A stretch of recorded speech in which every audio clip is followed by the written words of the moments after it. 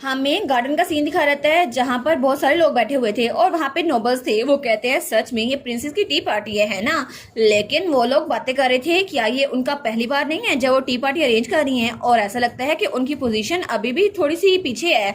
और तभी वहाँ पे हमारी एलिस और एडविन एक साथ आते हैं तो सब लोग उनको देखकर और बातें करने लग जाते हैं। तो हमारी एलिस कहती है वेलकम सब नोबल्स को मेरी टी पार्टी में वेलकम, और मैं चाहती हूँ कि आप लोग यहाँ पे अच्छा टाइम गुजारें। और वो सोचती है ये टी पार्टी बहुत ज्यादा जरूरी है क्योंकि ये कंडीशन बहुत ज्यादा जरूरी है कि सब नोबल्स मेरे साइड पर हों। और अभी तक मैं बिल्कुल भी सैड नहीं थी, लेकिन सबको यही लगता था, और बचपन मैंने बहुत ज्यादा अच्छा गुजारा है और मैं तो एडविन, मिकाइल और इवान के साथ बहुत ज्यादा खुश थी। लेकिन क्राउन प्रिंसेस बनने के लिए मुझे नोबल्स को अपनी साइड पे करना होगा, लेकिन अगर मैं ऐसा ना कर पाई तो क्या पता ये लोग मुझे मरवा दे। और वो कहती है ठीक है तो ये टी पार्टी मेरी कोरोनेशन से पहले है ताकि मैं लोगों से बच के रह सकूं और वो मुझे मरवाए ना। तो तब वो रेचल और एडविन के साथ एक टेबल बैठी हुई थी। तो रेचल कहती है princess thank you so much मुझे यहाँ पर बुलाने के लिए। तो एलिस कहती है नहीं कोई बात नहीं, और वैसे भी मुझे बहुत ज्यादा खुशी हुई कि तुम यहाँ पर आ पाई। लेकिन वो दोनों तो आपस में आंखें से बातें कर रही थी। वो कहती है अच्छा हुआ ना तुम आ गई, मेरी थोड़ी साइड रह गई।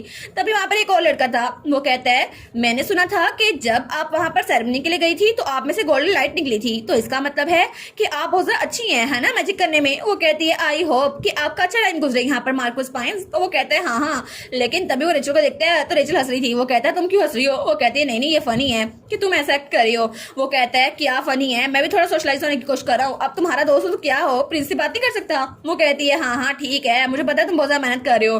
तो हमारी सोचती है ऐसा लगता है कि ये लोग बहुत ज्यादा अच्छी चाइल्डहुड फ्रेंड्स हैं और ये लोग तो बहुत ज्यादा क्लोज है। तो तभी वहां पर कोई आता है। वो कहता है प्रिंसेस। तो वहां पे एक लड़की थी। वो कहती है मैं बहुत ज्यादा क्यूरियस हूँ कि आखिर सच में आपने गोडेस की एबिलिटी यूज की थी। वो कहती है हाँ असल में। तो तब वो उससे बातें की जाती थी, लेकिन हमारी सोचती है सब लोग जो वहां पे अटेंड नहीं कर पाए वो मुझसे सवाल करने के लिए आएंगे।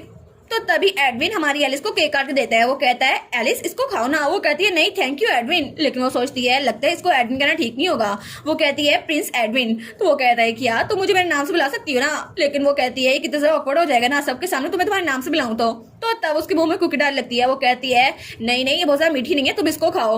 लेकिन तब सब लोग उनको देखकर और बातें करने शुरू हो गए थे कि आखिर ये ऐसे कैसे क्लोज हो सकते हैं, और ये तो उनके साथ फैमिली के तौर पर रह रही थी ना। लेकिन सच में मुझे तो लगता है इन दोनों को कोई अफेयर चल रहा है। और वैसे भी कुछ दिनों पहले एक मेड ने इनको कमरे में देखा था। तो मैंने सोचती है ये खबर तो इतनी जल्दी फैल गई।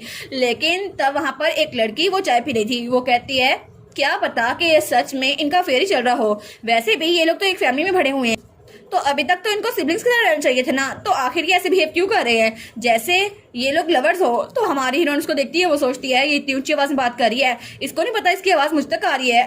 तो तभी रेचल कहती है आखिर आप क्या बात कर रही हैं, वैसे भी वो लोग एक ही घर में भरे हुए हैं तो ये अच्छा नहीं है, वो ज्यादा क्लोज हैं। और वैसे भी अगर कोई रॉयल मैरिज हो तो ब्राइड को पहले ही ग्रूम के घर में शिफ्ट होना पड़ता है ताकि वो वहाँ के एटिकेट सीख सके। तो मुझे लगता है कि आपको ये बोलने की जरूरत नहीं है। तो लड़की कहती है क्या लेडी विंगमैन क्या आप मुझसे बात कर रही हैं। वो कहती है नहीं मैं तो बस अपना ओपिनियन दे रही थी, आपको फिक्र करने की जरूरत नहीं है। लेकिन तब रेचल और वो तो बिल्कुल लड़ने के मूड में थी और हमारी एलिस तो दरमियान फिस रही थी। तो तभी एलिस कहती है ठीक है मुझे लगता है ये अच्छा होगा कि हम लोग एक वाकई चलें, क्या ये ठीक नहीं है। तो उसके बाद सारे के सारे गार्ड में वॉक के लिए आ गए थे। तो एलिस कहती है क्या ये खूबसूरत नहीं है, ये येलो फ्लावर्स बहुत ज्यादा अच्छे हैं और साल में इसी टाइम उगते हैं। तो तभी वहां पर पीछे एक और लड़का था। वो कहता है क्या मैं आपसे कुछ पूछ सकता हूँ। वो कहती है हाँ क्या हुआ। तो वो कहता है ये फ्लावर्स तो बहुत ज्यादा खूबसूरत है लेकिन प्रिंसेस का पैलेस तो उससे भी ज्यादा प्यारा है, तो आपको क्या लगता है प्रिंसेस ये जगह की ज्यादा ड्रीम लाइक नहीं है। वो कहती है अच्छा, लेकिन वो सोचती है कि फिर से शुरू हो गया। तो वो लड़का कहता है ये जगह तो बहुत ज्यादा प्यारी है और इसका टेम्परेचर, ह्यूमिडिटी और सब कुछ बहुत ज्यादा अच्छा है, और इसके साथ साथ मैं भी हूँ यहाँ पर एक हैंडसम लड़का। तो एलिस सोचती है क्या ये मुझ पे लाइन मार रहा है। तो तभी वो पीछे गिरने लगती है, लेकिन तभी एडविन को पकड़ लेता है। वो कहता है तुम ठीक तो हो ना। तो तभी वो लड़का कहता है ओ डियर प्रिंसेस आप तो बहुत फ्रेजाइल है, लेकिन क्या आपने स्वॉर्डमैनशिप सीखने की कोशिश की है। तो वो कहती है स्वॉर्डमैनशिप।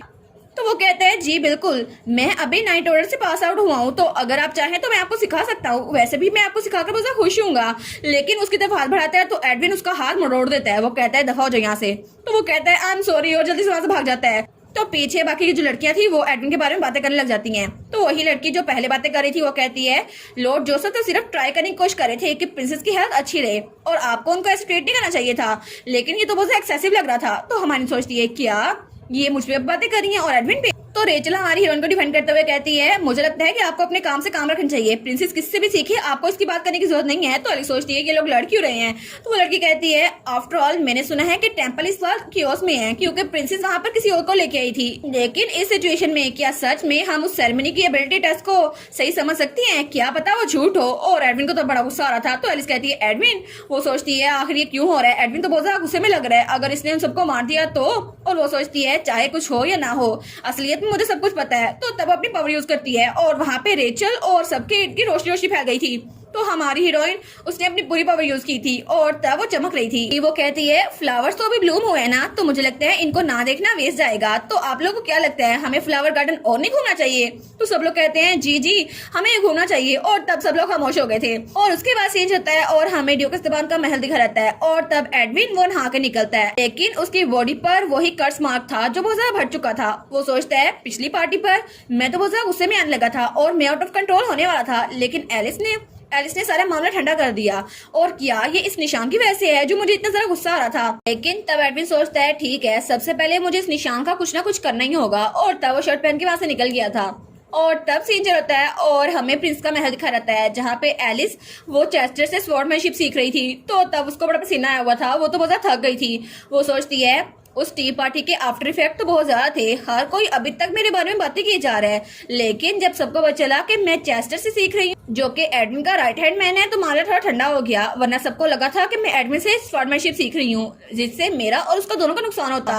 लेकिन वो लड़की जो बातें कर रही थी उसने जब मेरी एबिलिटी देखी तो वो चुप हो गई। लगता है कि उसको सच में यकीन हो गया कि मैं प्रिंसेस ही हूँ, शायद इसलिए वो चुप हो गई। तो तब चेस्टर कहता है क्या ये वही रिजल्ट नहीं है जो आप चाहती थी है ना प्रिंसेस। तो प्रिंसेस कहती है हाँ ये बिल्कुल सिमिलर है, लेकिन मुझे और कोशिश करनी चाहिए। वो कहता है ठीक है, वैसे मैंने सुना है कि आजकल आपको बहुत सारे गिफ्ट मिल रहे हैं, तो क्या आपको वो गिफ्ट पसंद आ रहे हैं। वो कहती है वो गिफ्ट्स वो तो असल में मुझे नोबल गाइज भेज रहे हैं ताकि वो मेरे साथ रह सके, लेकिन वो चाहते हैं मैं उनके साथ किसी जगह पर जाऊं, किसी पार्टी वगैरह में। वो कहते हैं अच्छा तो आपको लड़के लेटर्स भेज रहे हैं। वो कहती है हाँ वो लेटर्स ऐसे ही हैं, लेकिन उस सब में यही लिखा हुआ है कि वो मेरी मिस्ट्रेस बनना चाहते हैं। तो चेस्टर जोर हंसता है। वो कहता है अच्छा आज तक तो मैंने सुना था कि सिर्फ लड़कियां ही मिस्ट्रेस बनती हैं, लेकिन सच में लड़के भी आपके साथ रहना चाहते हैं क्योंकि अब आप एम्प्रेस बनने वाली हैं ना, क्राउन प्रिंसेस के बाद एम्प्रेस। तो वो कहती है हाँ मुझे ऐसा ही लगा था क्योंकि पहले भी वो लड़का जो टी पार्टी में आया था वो मेरे साथ फ्लर्ट ही कर रहा था। तो वो कहता है लेकिन अगर ऐसा हुआ भी ना, अगर आपको कोई डिसाइड भी करना हुआ तो आपकी मेन वाइफ हमारे यंग लॉर्ड ही रहेंगे, ठीक है,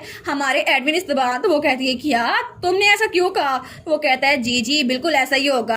तो चेस्टर कहता है जी बिल्कुल, वो तो हर वक्त आपके बारे में पूछते रहते हैं, जब वो ऑफिस में होते हैं तब भी पूछते हैं कि एलिस ठीक है। तो तब अलोइस कहता है जी वो ठीक है, और जब वो किसी मॉन्स्टर को मार रहे होते हैं तभी वो पूछते हैं एलिस इस वक्त क्या कर रही है। तो तब मुझसे बताना मुश्किल हो जाता है। और जब आप मिकाइल के साथ होती है ना तो तब उनको तो बहुत ज्यादा गुस्सा आता है कि अभी उस मिकाइल को मार दें, लेकिन वो कहता है ये इम्पॉसिबल है मेरे लिए ना जानना। और वो दिल में सोचता है क्योंकि अब मैं लॉर्ड एडविन की हर एक चाल पहचान चुका हूँ। तो वो कहता है लेकिन आखिर अब दोनों शादी कब करने वाले हैं। तो हमारी एलिस कहती है क्या शादी, लेकिन ये थोड़ी जल्दी नहीं हो जाएगी। तो वो कहता है नहीं अब तो सबको पता चल चुका है, और अब तो लेडी रोज जो उस पार्टी में आई थी उन्होंने भी आपको ये कह दिया है। तो चेस्टर कहता है हाँ ना, वो कितनी बार हमारे लॉर्ड एडविन को प्रपोज कर चुकी हैं और फिर भी लॉर्ड एडविन हर बार उनको रिजेक्ट करते हैं, इसलिए तो आपके पीछे पड़ी हुई थी। तो हमारे लिए सोचती है अच्छा वो थी लेडी रोज इसलिए मेरे पीछे पड़ी थी। वो कहता है जी बिल्कुल, लेकिन चले इस बात को खत्म करते हैं, अब आप दोबारा से 20 बार अपनी स्पोर्ट को लहराएंगी ताकि अपनी प्रैक्टिस हो सके। और वो दिल में कहता है अब आप ऐसे ही बातें करते हुए टाइम नहीं गुजार सकती। वो कहती है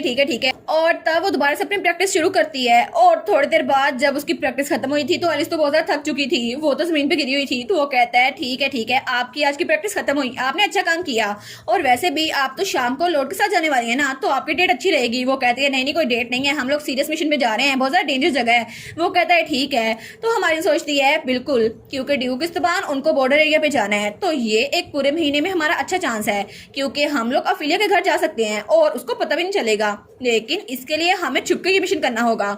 और तब शाम के वक्त हमारी एलिस और एडविन वो दोनों वहां पे पहुंच चुके थे। तो हमारी एलिस कहती है ठीक है चलो ना एडविन चलते हैं। तो तब वो आगे बढ़ रहे थे और तभी उन गलियों से गुजर रहे थे। लेकिन हमारी एलिस कहती है, एडविन क्या तुम यहाँ पर खो गए थे? वो कहते हैं हाँ, जो जगह मुझे बताई गई थी ना वो मुझे मिल नहीं रही थी। तो वो कहती है ये तो बहुत अजीब है, क्योंकि उस दिन तो हमें जल्दी मिल गई थी ना। लेकिन तभी वो एक जगह रुकती है तो वो कहती है क्या हम लोग पहुंच भी गए? और वो उस घर के आगे पहुंच गए थे। तो एडविन कहता है इतनी आसान है ये जगह? तो हमारी एलिस कहती है अच्छा हुआ ना हमें ये जगह मिल गई। और तब वो जब वहाँ पर देखती है वो सोचती है पिछली बार ड्यूक इस्तबार ने यहाँ 3 बार नॉक किया था, है ना? तो तब वो भी ऐसे करती है, वहाँ पे 3 बार नॉक करती है। तो तब जादू से वो दरवाजा खुद ब खुद ही खुल गया था। तो वो कहती है देखा मुझे पता है सब कुछ। तो वो कहता है तुम्हें कैसे पता, तुम पहले आई हो यहाँ पर? वो कहती है नहीं नहीं मैं पहले नहीं आई। तो वो कहती है ठीक है एडविन चलो अंदर चलते हैं। तो वो कहता है ठीक है। लेकिन फिर वो कहता है एलिस। तो एलिस कहती है हाँ क्या हुआ? तो तब उसकी तरफ हाथ बढ़ाता है और उसका हाथ पकड़ता है। वो कहता है अब से चाहे कुछ भी हो जाए मैं तुम्हारे सामने रहूंगा, ठीक है? तो कुछ भी हो जाए मेरा हाथ ना छोड़ना, मैं तुम्हें प्रोटेक्ट करके रहूंगा। वो कहती है ठीक है। और तब वो लोग उस घर के अंदर जाते हैं तो वहां पर अंधेरा ही अंधेरा था। तो हमारी एलिस कहती है क्या यहाँ पर अंधेरा बहुत ज्यादा है? लेकिन तभी वो किसी से टकराती है। वो कहती है क्या ये क्या हो गया? और वहां पे मोमबत्तियां खुद ब खुद जल गई थी। वो कहती है ये जगह ये तो बहुत ज्यादा डरावनी लग रही है, लेकिन क्या सच में यही है उस ओफिलिया विच का घर? और वो घर तो बहुत ज्यादा खतरनाक लग रहा था। तो हमारी सोचती है सच में वो विच अगर वो स्टेला ही हुई तो क्या पता हमें यहाँ पे कोई क्लू मिल जाए जिससे मैं ड्यूक इस्तबान के खिलाफ कोई ना कोई एविडेंस तैयार कर ही लूंगी। और इसी के साथ ये वाला पार्ट यहीं पर ख़त्म। तो आप लोग बताइएगा आप लोग को ये पार्ट कैसा लगा, और वीडियो को लाइक और चैनल को सब्सक्राइब लाजमी कीजिएगा। बाकी वीडियोस का लिंक भी स्क्रीन पर नज़र आ रहा होगा तो काइंडली उनको भी चेकआउट कर लें। और thank you so much for watching my videos. Stay safe, bye bye.